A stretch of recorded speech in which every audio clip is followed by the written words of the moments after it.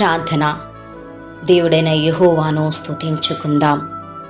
సర్వాధికారి నీకే స్తోత్రం, సర్వోన్నతుడా నీకే మహిమ. సర్వమును ఎరిగిన మా దేవా నీకే స్తుతి. సర్వ సృష్టికర్త నీకే ఘనత. ప్రేమామయుడా నీకే స్తోత్రము. దయగల మా ప్రభువా నీకే మహిమ. సమాధానకర్త నీకే స్తుతి. ఆదియు అంతమునయున్నవాడా నీకే ఘనత. మహోన్నతుడా నీకే స్తోత్రము. ఈ దినము అంతటిలో నీ కాపుదల ఉంచి మమ్మును మా కుటుంబములను క్షేమకరమైన స్థితిలో ఉంచినందుకు నీకే వందనములు తండ్రి.